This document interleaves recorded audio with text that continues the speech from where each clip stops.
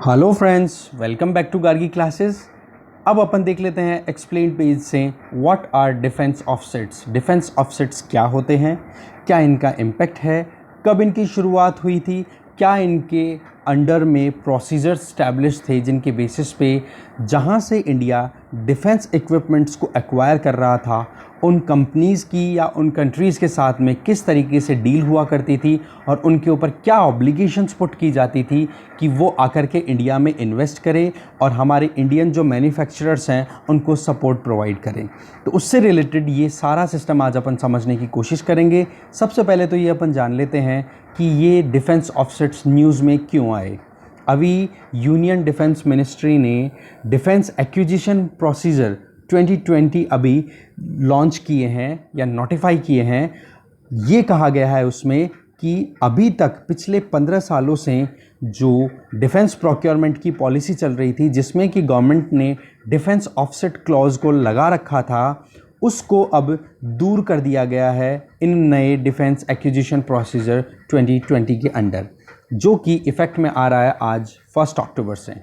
ठीक है, अभी तक क्या होता था कि ये जो डिफेंस ऑफसेट वाला क्लोज था वो अगर दो कंट्रीज़ के बीच में डील होती थी तो भी लगता था, और अगर एब इनिशियो का मतलब फ्रॉम द बिगिनिंग, शुरुआत से अगर एक सिंगल वेंडर है तो भी ये क्लॉज उन पे अप्लाई होता था, उनके ऊपर ऑब्लिगेशन होती थी। जैसे कि फ्रांस से अपन ने ये राफेल परचेज़ किए हैं, तो राफेल जो परचेज़ किए हैं उस कंपनी पे एक ऑब्लिगेशन कहीं ना कहीं पुट कर रही थी जो ओल्ड इस प्रोसीजर 1 अक्टूबर से पहले की जो गाइडलाइंस थी वो ये पुट करती थी कि ये जो राफेल की डिसॉल्ट कंपनी है ना, ये इंडिया में आकर टेक्नोलॉजी का हेल्प करेगी, इंडिया में इन्वेस्ट करेगी, यहाँ पर लोकल जो मैन्युफैक्चरर्स हैं एमएसएमईज़ को अगर हेल्प करेंगी तो उनको और एडवांटेज मिलेगा। तो ऐसी कंडीशंस अपने यहाँ पर ऑलरेडी एग्जिस्टेंस में थी, उन कंडीशंस को कहीं ना कहीं रिमूव करने की बात की गई है इस डिफेंस एक्विजिशन प्रोसीजर 2020 में। अब स्टेप बाय स्टेप अपन जानने की कोशिश करते हैं कि वाकई में ये डिफेंस ऑफसेट्स होते क्या हैं। देखो, सिंपल टर्म्स में अगर अपन जानने की कोशिश करें तो ये एक ऑब्लिगेशंस होते हैं इंटरनेशनल प्लेयर्स के लिए, जो कि इंडिया के डोमेस्टिक डिफेंस इंडस्ट्री को बूस्ट करने में हेल्प करेंगे।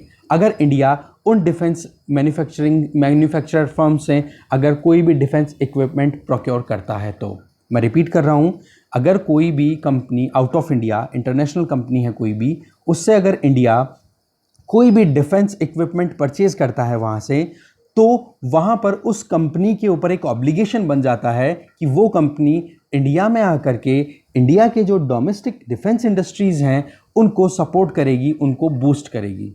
जैसे कि ये एक कॉन्ट्रैक्ट के बेसिस पे प्रोक्योरमेंट होता है जिसमें गवर्नमेंट जो है अपनी तरफ से एक इम्पॉर्टेंट रोल प्ले करती है, तो दूसरी तरफ वो सामने वाली पार्टी होती है जो सेल करना चाहती है अपने डिफेंस इक्विपमेंट को। तो इससे क्या होता है कि जो इंडियन इंडस्ट्रीज़ हैं उनको एक बेनिफिट पहुंचाने के लिए गवर्नमेंट ऑफ इंडिया कॉन्ट्रैक्ट किया करती है। ठीक है, इससे क्या होता है कि हमारे यहाँ पर जो जिस टेक्नोलॉजी बेस्ड वो इक्विपमेंट तैयार किए गए हैं जो कि इंडिया परचेज़ कर रहा है आउट ऑफ इंडिया अब्रॉड की कोई कंपनी से, वो कंपनी हमारे यहाँ पर टेक्नोलॉजी ट्रांसफ़र भी करेगी।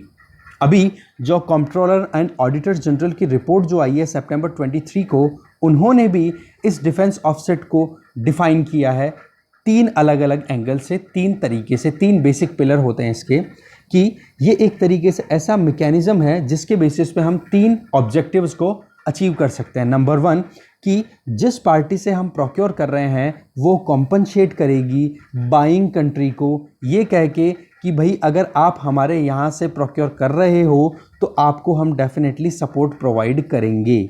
ठीक है, एक तो पार्शली कॉम्पनसेशन की बात होती है। मान लो आज बहुत करोड़ों की डील होती है, करोड़ों अरबों की डील होती है बड़ी बड़ी डिफेंस एक्विजिशन की, तो वो कंपनीज़ को इतना बेनिफिट हो रहा है तो वो कंपनीज़ डेफिनेटली इंडिया को रिवर्ट करेगी कुछ कॉम्पनसेट करके। दूसरा, वो टेक्नोलॉजी का इंडक्शन करेंगी इंडिया में आकर के, इंडिया की जो डोमेस्टिक इंडस्ट्रीज़ हैं उनको हेल्प करेंगी। तीसरा, यहाँ पर डोमेस्टिक इंडस्ट्रीज़ की कैपेसिटी और कैपेबिलिटीज़ को एनहेंस करने का भी काम करेगी वो इंडस्ट्रीज जिनसे इंडिया प्रोक्योर कर रहा है डिफेंस इक्विपमेंट।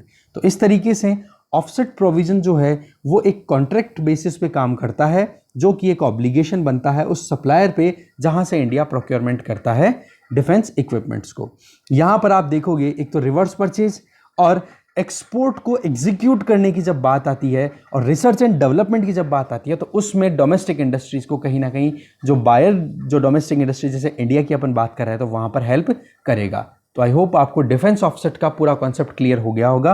अब बात अपन करते हैं कि कब ये पॉलिसी इंट्रोड्यूस की गई थी इंडिया में डिफेंस ऑफसेट वाली। अभी ये जो इंटरव्यू हुआ वो थे जिनका इंटरव्यू लिया गया उनका नाम था अमित कौशिश। तो उन्होंने जो कि फाइनेंशियल एडवाइज़र रहे हैं डिफेंस मिनिस्ट्री के जो भी 2012 में रिटायर हो गए, तो उन्होंने ये बताया कि विजय केलकर कमेटी के रिकमेंडेशन के बेसिस पे डिफेंस ऑफसेट का जो क्लॉज था वो हमारे डिफेंस एक्विजिशन वाले सिस्टम में शुरू किया गया था। ये आइडिया जो है इसमें क्या किया जाता है कि जब हम कोई भी डिफेंस इक्विपमेंट फॉरेन कंट्री से खरीदते हैं तो उनके ऊपर एक ऑब्लिगेशन दे देते हैं कि भाई आप हमारे यहाँ पर भी हेल्प करो, किसी भी तरीके से टेक्नोलॉजी ट्रांसफ़र करो, हमारे यहाँ पर इन्वेस्टमेंट करो, एफडीआई लेकर के आओ, बहुत सारे तरीके हैं। तो इस तरीके से पॉलिसी ये कहती है कि अगर 300 करोड़ रुपए से ज़्यादा अगर प्रोक्योरमेंट किया जाता है तो कहीं ना कहीं एक ऑब्लिगेशन बनता है उस सेलर के ऊपर कि भाई आप 30% एटलीस्ट रीपे करोगे उस कंट्री को। ठीक है, तो ये चीज़ डिफाइन की गई। मतलब इस 30% को वेरी भी किया जा सकता है। Defence acquisition council, defence acquisition council के हेड कौन होता है आप मुझे कमेंट बॉक्स में बताना, ये बहुत इंपॉर्टेंट रोल प्ले करती है जब भी इंडिया में डिफेंस एक्विजिशन की बात आती है। तो इस तरीके से विजय केलकर कमेटी के रिकमेंडेशन के बेसिस पे हमारे यहाँ पर डिफेंस ऑफसेट क्लोज को इंट्रोड्यूस किया गया था। फिर आगे बात आती है कि और भी बहुत सारी कमिटीज़ थी, जैसे कि 6th standing committee on defence 2005-6 में उन्होंने भी रिकमेंड किया था कि हमारे जो प्रोक्योरमेंट पॉलिसी है डिफेंस की उसमें हमें कहीं ना कहीं कुछ चीज़ें जो कि ये इम्प्लीमेंटेशन की बात की गई थी, इस पर्टिकुलर बात करें इसकी डिफेंस ऑफसेट की, तो वो हमारे भी इंट्रोड्यूस करने की ज़रूरत है। तो इसके लिए सबसे पहला कॉन्ट्रैक्ट साइन किया गया था 2007 में। तो गवर्नमेंट ने इसमें ऑब्जेक्टिव स्टेट किया गया था कि भाई जो हमारा की ऑब्जेक्टिव है ना डिफेंस ऑफसेट पॉलिसी का वो है नंबर 1 कि हम कैसे भी करके इंटरनेशनली कॉम्पिटिटिव एंटरप्राइजेज हमारे यहाँ पे डेवलप कर सके।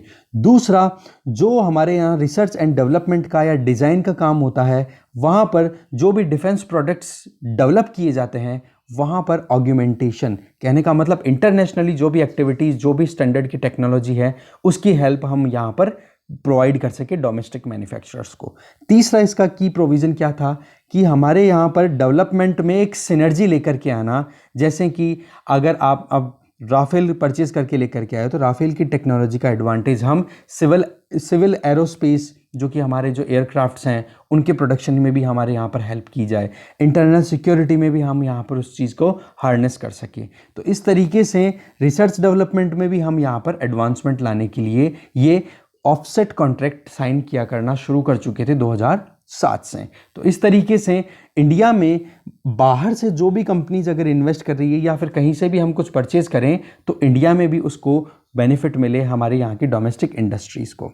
अब बात करते हैं कि 2016 तक का जितना पूरा एक टेन्योर रहा 2007 से लेकर 2016 तक का, तो उसको अगर अपन देखें तो बहुत सारे कॉन्ट्रैक्ट साइन किए गए और इस नई पॉलिसी के बेसिस पे क्या क्या काम हुए, क्या क्या एवेन्यूज़ फिक्स किए गए थे डिफेंस मिनिस्ट्री के द्वारा, वो अपन जानते हैं। देखो, अगस्त 2012 में डिफेंस मिनिस्ट्री ने कुछ नोटिफाई किया था कि भाई अगर हम कहीं से भी प्रोक्योर करते हैं तो डायरेक्ट परचेजिंग अगर करते हैं तो आप कहीं ना कहीं हमारा जो डोमेस्टिक मार्केट है ना वहाँ पर भी आप परचेजिंग करो। जैसे कि अगर राफेल का प्रोडक्शन हो रहा है तो अगर एक स्टफ़ जो है राफेल का तो आप फ्रांस से परचेज कर लिया, तो दूसरा स्टफ़ जो है वो इंडिया में ही प्रोड्यूस करो, इंडिया के ही जो डोमेस्टिक मैन्युफैक्चरर्स हैं उनसे ही आप प्रोक्योर करो। आपको जो इक्विपमेंट लगे कि हाँ इंडिया के जो ये मैन्युफैक्चरर्स हैं ये आपको सप्लाई कर सकते हैं तो आप उनसे लेकर के आप अपनी प्रोडक्शन शुरू करो।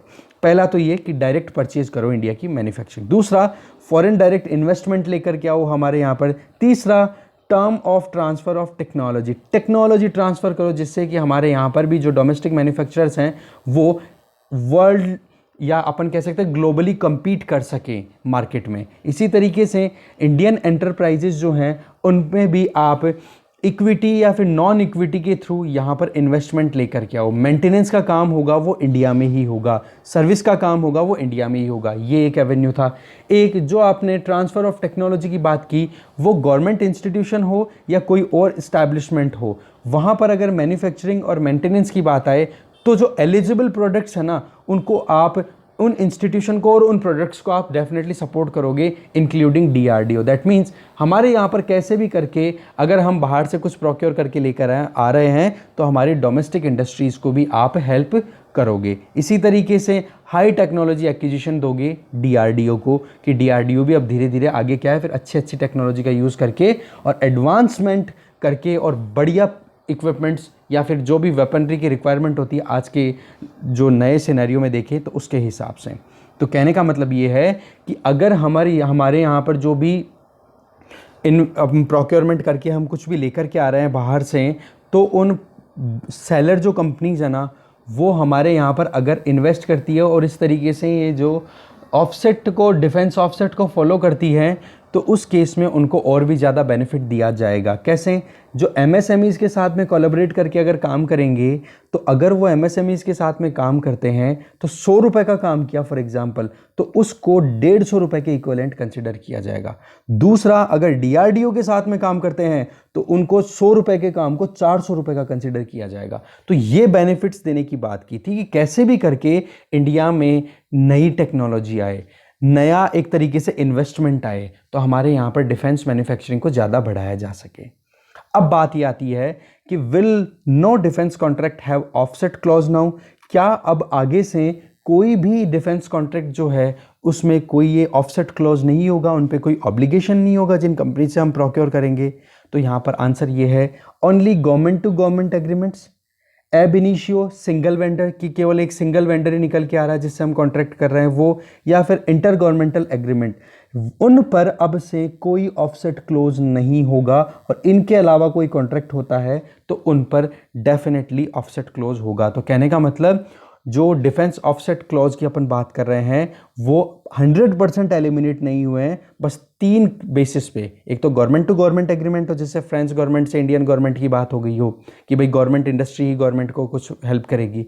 दूसरा, फ्रांस की जो गवर्नमेंट है वो कहीं ना कहीं जो वहाँ की गवर्नमेंट की जो कंपनी है डसॉल्ट, उसकी हेल्प करे कि हाँ भाई हम इंडियन गवर्नमेंट से कॉन्ट्रैक्ट करके आपके राफेल जो फाइटर जेट्स हैं उनको सेल आउट करवा देंगे उन कॉन्ट्रैक्ट में। या फिर राफेल केवल उस इंडस्ट्री में अकेला एक ऐसा प्रोडक्ट हो जो कि इंडिया की ज़रूरत है और वो केवल फुलफिल वहीं से हो सकती है। तो कहने का मतलब जहाँ पे गवर्नमेंट लेवल की बात आए, और दूसरा अगर सामने पार्टी केवल एक ही हो शुरुआत में, तो वो इन तीनों केसेस में ऑफसेट क्लॉज अप्लाई नहीं होगा। जैसे कि अभी अपन ने 36 राफेल फाइटर जेट्स खरीदे हैं फ्रांस से, एक ट्रीटी के अंडर साइन जो ट्रीटी हुई थी उसके अंडर, वो फ्रेंच और इंडियन गवर्नमेंट के बीच में एक एग्रीमेंट हुआ था जिसको अपन बोल सकते हैं इंटर गवर्नमेंटल एग्रीमेंट। ये तो हो गया राफेल वाला, तो प्रोक्योरमेंट हो गया, इंटर गवर्नमेंटल प्रोक्योरमेंट। दूसरा, एब इनिशियो सिंगल की अगर अपन बात करें, एब इनिशियो सिंगल वेंडर, इसमें क्या होता है, जब अपन प्रोक्योरमेंट प्रोसेस शुरू करते हैं तो बोली लगती है, और बोली के टाइम पे जो हम रिक्वेस्ट फॉर प्रपोजल दी जाती है, तो मान लो 2 या 3 वेंडर्स एक साथ आते हैं और बोली के टाइम पे पार्टिसिपेट करते हैं, और पता पड़ा कि हमारी कंडीशन को फुलफिल करने के चक्कर में लास्ट में केवल एक ही वेंडर बच गया, तो उस केस में भी हम उसको उस टाइम पे उनके ऊपर भी डिफेंस ऑफसेट का क्लॉज नहीं अप्लाई करेंगे। तो इस तरीके से आप देख सकते हो कि inter governmental, government to government, और साथ में जो सिंगल वेंडर एब इनिशियो जो एग्रीमेंट होंगे, वहाँ पर ये ऑफसेट का अब आगे काम एग्जैक्टली ऐसा कैसा काम नहीं करेगा। और इन 3 केसेस को छोड़कर के बचे हुए जितने भी कॉन्ट्रैक्ट होंगे, उन सारी इंटरनेशनल डील्स पे ये जो डिफेंस ऑफसेट का क्लॉज है, जिसमें 30% उनको यहाँ पर फिर से एक तरीके से री इन्वेस्ट करना पड़ेगा, या फिर जो बायर कंट्री है, फॉर एग्जांपल अपन इंडिया की बात कर रहे हैं, तो उनको इंडिया में जितनी डील होगी उसका 30% इंडिया को हेल्प करना पड़ेगा। तो ये क्लॉज इस तरीके से 3 केसेस, रिपीट कर रहा हूँ, इंटर गवर्नमेंटल जो डील्स होंगी, एग्रीमेंट्स होंगे, या फिर आप एब इनिशियो जो इनिशियली एक ही वेंडर बच जाए उसके साथ में डील करें, या गवर्नमेंट टू गवर्नमेंट डील अगर हो रही है, तो इन 3 केसेस को छोड़ दो, बाकी सब पर ये डिफेंस ऑफसेट क्लॉज है वो कंटिन्यू रहेगा। और वो कितना है, 30% का, जितना उनके बीच में एग्रीमेंट हो उनका। फिर नेक्स्ट क्वेश्चन आएगा कि why was the clause removed, clause को रिमूव क्यों किया गया, ये अपने आप में बड़ा सवाल है। देखो होता क्या है, अगर अपन वर्ल्ड लेवल पे किसी से कुछ खरीदारी करते हैं तो आप देख सकते हो 30% का अगर उन पे ऑब्लिगेशन होगा तो एक एक्स्ट्रा लोड बन रहा है कि नहीं। दूसरा, ये जो लोड है ये कहीं ना कहीं एडमिनिस्ट्रेटिव कॉस्ट को भी इंक्रीज़ कर देता है, जो कि हमारे यहाँ पर रेड टेपिज्म की वजह से वैसे ही प्रॉब्लमेटिक कारण बनता रहता है हमेशा, जो कि फिर बाद में जो वेंडर होगा ना उसको पे करना होता है। तो ये बहुत मुश्किल का काम हो जाता है और कोई भी एक तरीके से इंडिया की तरफ कोई भी कंपनी अट्रैक्ट नहीं होती। तो हमें क्वालिटी जो टेक्नोलॉजी बेस्ड इक्विपमेंट चाहिए होते हैं, एडवांस टेक्नोलॉजी बेस्ड इक्विपमेंट्स चाहिए होते हैं, वो अगर नहीं मिलेंगे तो हम किस तरीके से हमारी डिफेंस सिक्योरिटी को इंश्योर कर पाएंगे। तो इस वजह से इसको हटा दिया गया है क्लॉज को, पर्टिकुलर 3 सेगमेंट्स में जो अपन बात कर चुके हैं। अब बात करते हैं कि कैग ने क्या कहा है। तो कैग तो एक ही चीज़ कहता है कि जब से ये डिफेंस ऑफसेट क्लॉज लाया गया है तब से लेकर अब तक 66,427 करोड़ रुपए के कॉन्ट्रैक्ट लगभग बेसिस पे आ जाने चाहिए थे डिफेंस ऑफसेट के अंडर में। मतलब जितने कॉन्ट्रैक्ट साइन हुए हैं ना, उनमें से 66,427 करोड़ रुपए का इन्वेस्टमेंट या हेल्प इंडिया को मिलनी चाहिए थी। पर आप देखोगे वो बेयरली 11,396 करोड़ तक का ही होना हुआ है। पर उसमें भी मतलब फाइनल आउट 11,396 का ही हुआ है और उसमें भी इंडिया को अभी तक कितना मिल पाया, 5,457। तो आप देख सकते हो कहाँ तो 66,427 करोड़ और कहाँ 5,457 करोड़। तो इतना गैप आ रहा है। तो इस वजह से कैग ने बिल्कुल ये क्लियर कहा है कि ये जो ऑब्लिगेशन है ना, ये तो भाई 2024 तक भी पूरा नहीं कर पाएंगे जो आपने कर रखा है ऑलरेडी। तो जो फॉरेन वेंडर्स हैं इनको आप डिफरेंट सेगमेंट्स में जो भी आप इन्वेस्टमेंट या जो भी आप हेल्प लेना चाहते हो कि हमारे यहाँ पर डोमेस्टिक मैन्युफैक्चरिंग को भी हम पूरा करें, उसको हमें जल्दी से जल्दी पूरा करवाने की कोशिश करनी चाहिए। साथ में कैग ने अपनी रिपोर्ट में या अपनी जो प्रीवियस जितने भी रिपोर्ट्स आई हैं उसमें ये कहा है कि एक सिंगल केस नहीं मिलता जहाँ पर जो फॉरेन वेंडर्स हैं ना उन्होंने या हमारे यहाँ पर इंडियन इंडस्ट्रीज़ को टेक्नोलॉजी ट्रांसफ़र की हो। तो बेसिकली इस क्लॉज को आए आज 13 साल हो गए, बट उसके बावजूद भी इंडियन कंपनीज़ को कोई फ़ायदा तो नहीं हुआ। पर ये ज़रूर हो गया कि हमारे पास में जो क्वालिटी प्रोक्योरमेंट हम कर सकते थे, दूसरे कंपटीटर जो भी हो सकते थे वो हमसे दूर चले गए। मतलब इंडिया में वो अच्छी क्वालिटी के प्रोडक्ट्स को बेचने से दूर चले गए, ये सोच के कि भाई 30% फालतू वहाँ पे इन्वेस्ट करना पड़ेगा, इससे बढ़िया दूसरा मार्केट ढूंढो। ठीक है, तो इस वजह से अभी ये जो डिफेंस ऑफसेट क्लॉज जो था 30% का, वो अभी लिमिट कर दिया गया है, 3 सेगमेंट्स को अभी फ्री कर दिया गया है। तो इस तरीके से यहाँ अपन ने पूरी डिटेल जानने की कोशिश की कि डिफेंस ऑफसेट्स होता क्या है और किस तरीके से ये काम करता है और अभी क्या डेवलपमेंट्स अपन ने जाने सारे के सारे जो हुए हैं अभी। Thank you.